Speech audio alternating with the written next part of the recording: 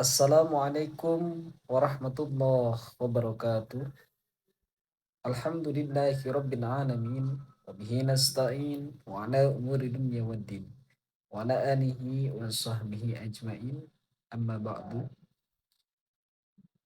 Salam sejahtera bagi kita semua.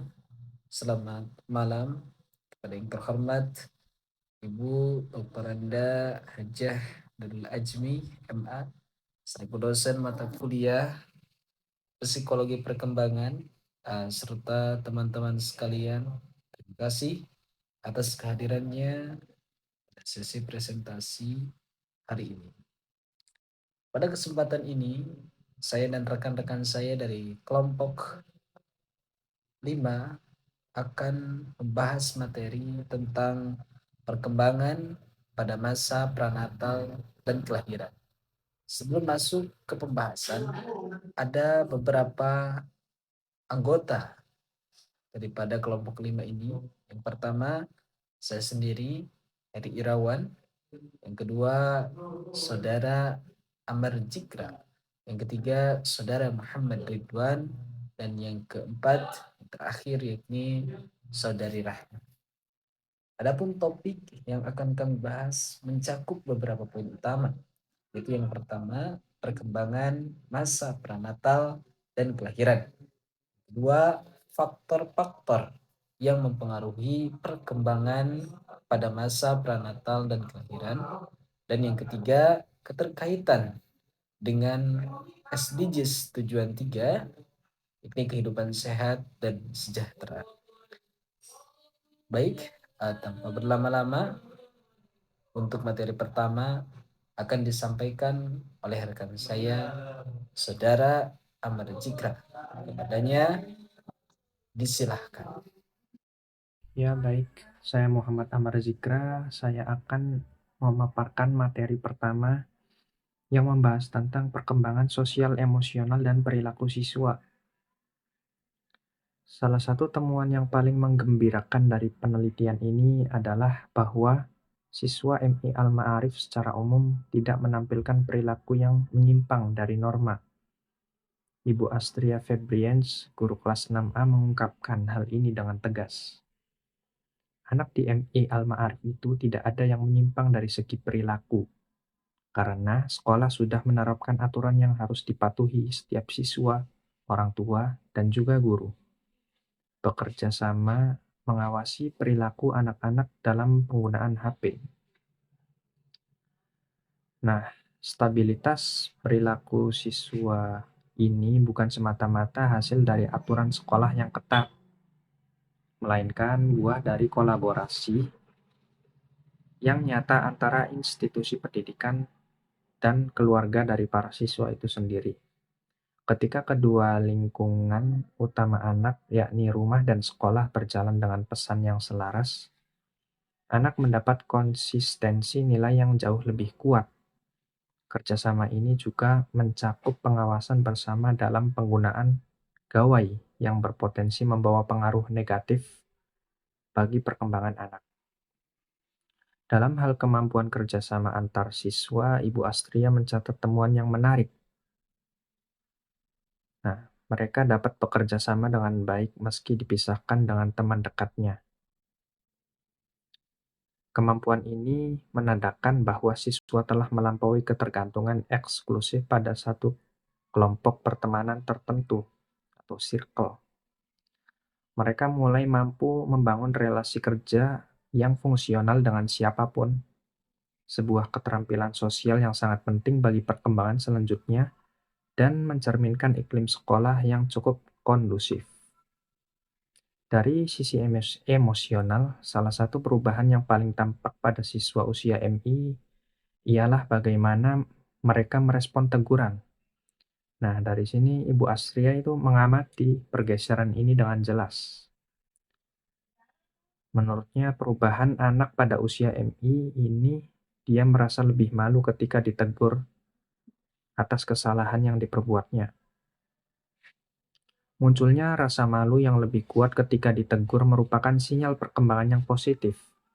Ini menunjukkan bahwa anak mulai memiliki kesadaran sosial yang lebih dalam Mereka sudah dapat melihat diri mereka dari sudut pandang orang lain dan merasakan konsekuensi sosial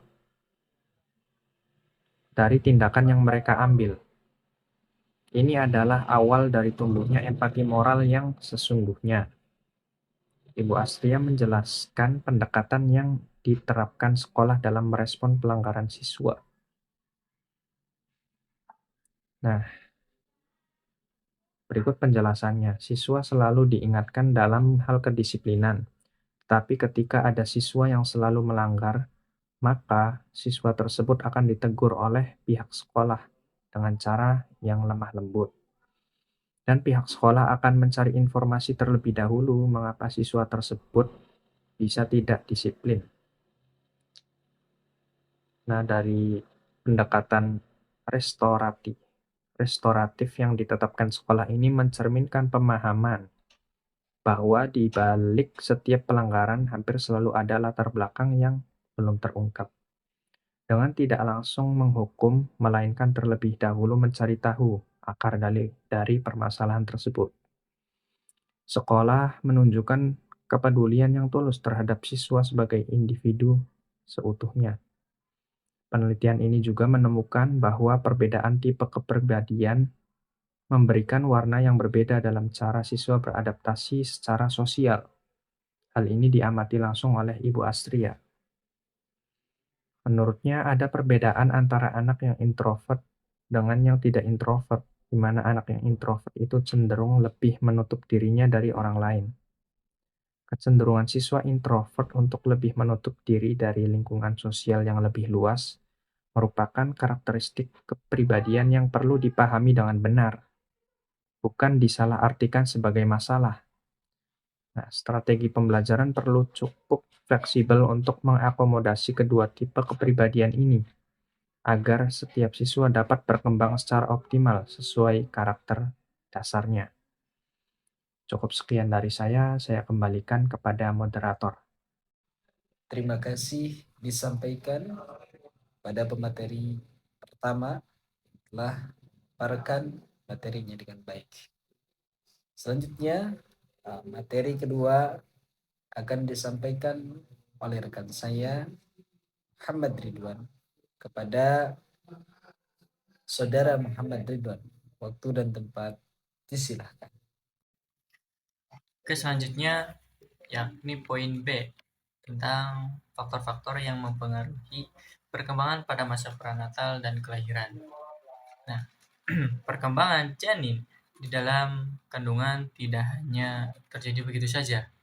Terdapat berbagai faktor yang dapat mempengaruhi pertumbuhannya, yakni kesehatan ya, baik yang berasal dari dalam diri janin sendiri maupun dari lingkungan sekitarnya gitu.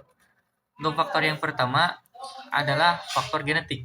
Nah, faktor genetik maupun faktor bawaan yang memang diwariskan oleh kedua orang tua melalui kromosom dan gen. Nah, faktor ini juga menentukan berbagai karakteristik seperti warna mata, warna kulit, tinggi badan, hingga kemungkinan munculnya penyakit atau kelainan genetik tertentu. Nah, contohnya seperti Down syndrome, thalassemia, dan berbagai penyakit keturunan lainnya. Selanjutnya, faktor yang kedua adalah dari nutrisi ibu. Nah, selama masa kehamilan, janin harus memperoleh seluruh kebutuhan nutrisinya dari ibu melalui plasenta gitu. Oleh karenanya, ibu ini harus mendapatkan asupan gizi yang cukup dan seimbang.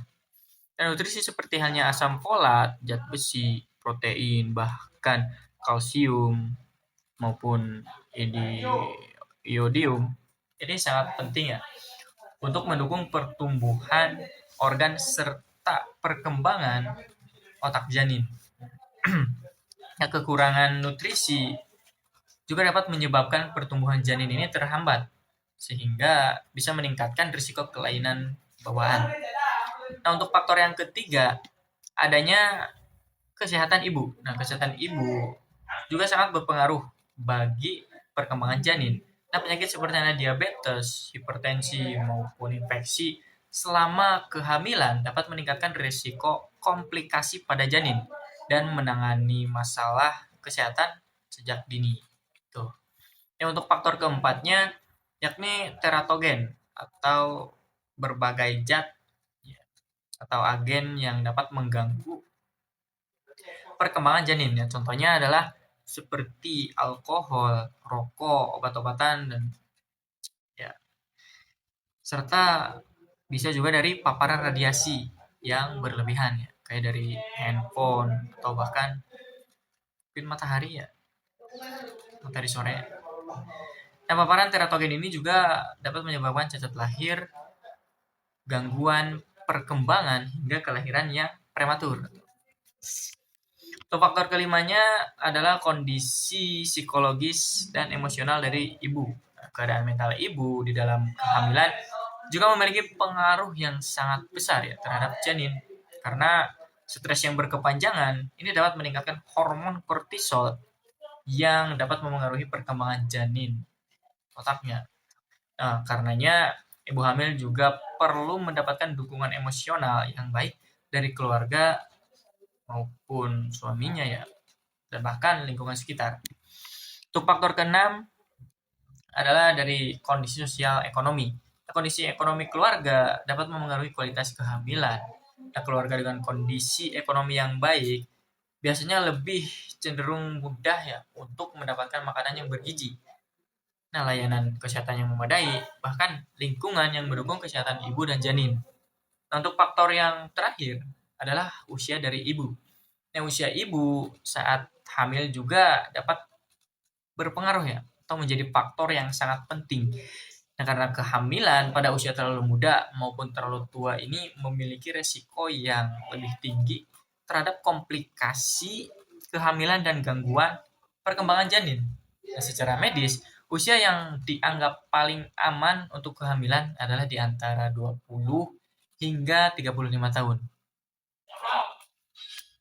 Nah, dari penjelasan tersebut bisa kita simpulkan bahwasanya perkembangan janin ini dipengaruhi oleh berbagai faktor, mulai dari faktor genetik, usia, nutrisi, kesehatan ibu, paparan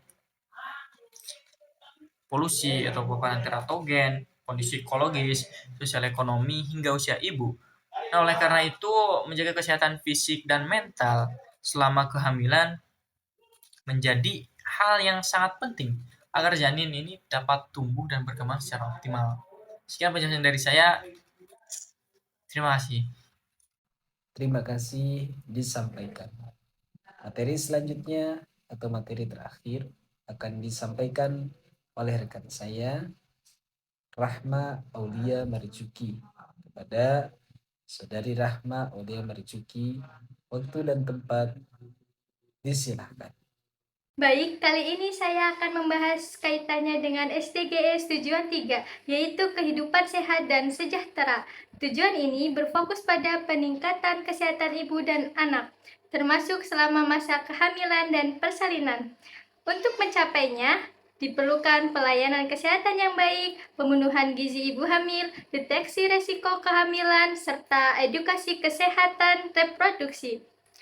Nah, dengan upaya tersebut, diharapkan angka kematian ibu dan bayi dapat menurun, serta kualitas kesehatan masyarakat semakin meningkat. Sekian dari saya, terima kasih. Mungkin itu yang bisa kami sampaikan. Mohon maaf apabila ada kekurangan, terdapat banyak kesalahan. Kami dari kelompok 5 minta maaf, minta dimaklumi karena kami masih dalam tahap proses pembelajaran. Allahul muwafiq la aqwamit thariq. Wassalamualaikum warahmatullahi wabarakatuh. I just had to let you know you're